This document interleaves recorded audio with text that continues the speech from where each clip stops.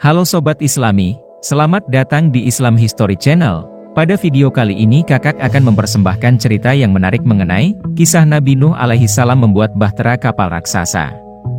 Nabi Nuh merupakan keturunan ke-9 dari Nabi Adam alaihi salam.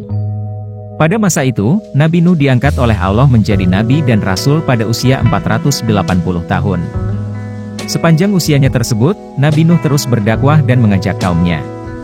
Tanpa kenal lelah meskipun Nabi Nuh telah berdakwah dalam jangka waktu yang lama, namun hanya dari kalangan orang-orang miskin yang mau mendengarkan beliau. Hal ini mengakibatkan kaum Nabi Nuh yang merupakan orang terpandang dan kaya raya tidak mau mengikuti ajaran Nabi Nuh karena mereka tidak sudi berdekatan dengan orang-orang rendahan. Mereka menganggap bahwa derajat mereka lebih tinggi daripada Nabi Nuh dan para pengikutnya bagi kaum yang durhaka itu. Nabi Nuh merupakan manusia biasa yang tidak mempunyai kelebihan apapun. Alasan itulah yang mereka gunakan untuk tidak menaati ajaran yang dibawa Nabi Nuh. Para pemimpin kaum yang kafir itu kemudian berkata bahwa mereka akan mengikuti ajaran Nabi Nuh jika pengikutnya yang terdiri dari orang-orang miskin itu diusir terlebih dahulu. Tentu saja Nabi Nuh menolak permintaan mereka. Penolakan itu membuat para pemimpin kaum yang kafir merasa kesal. Kemudian mereka menantang Nabi Nuh. Mereka meminta Nabi Nuh untuk segera mendatangkan azab yang besar tersebut. Begitulah sikap kaum Nabi Nuh yang sombong dan angkuh. Mereka kemudian bergegas meninggalkan Nabi Nuh.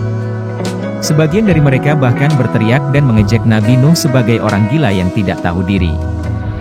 Dengan demikian, kaum Nabi Nuh yang durhaka itu tetap melakukan penyembahan terhadap berhala dan tidak mempedulikan ajakan Nabi Nuh untuk bertaubat. Mereka menyembah patung-patung yang mereka anggap sebagai Tuhan karena sesuai dengan ajaran leluhur mereka. Allah kemudian memberikan petunjuk kepada Nabi Nuh agar membangun bahtera kapal yang besar di puncak bukit. Meskipun dikerjakan bersama dengan para pengikutnya, ternyata pembuatan kapal tersebut memakan waktu yang lama. Nabi Nuh harus diuji kesabarannya menghadapi kaumnya yang memandang pekerjaannya itu sebagai pekerjaan orang gila. Mereka mengejek Nabi Nuh sebagai orang bodoh karena tidak membuat kapal di laut melainkan membuatnya di atas bukit. Nabi Nuh dan para pengikutnya tetap tegar dan terus bekerja menyelesaikan bahtera kapalnya.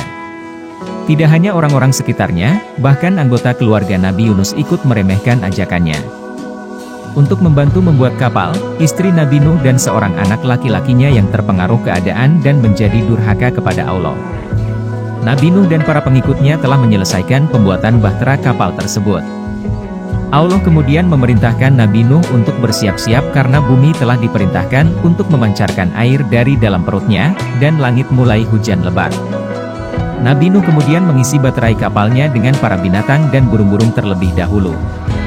Berbagai macam jenis hewan mendatangi bahtera kapal Nabi Nuh secara berpasangan jantan dan betina.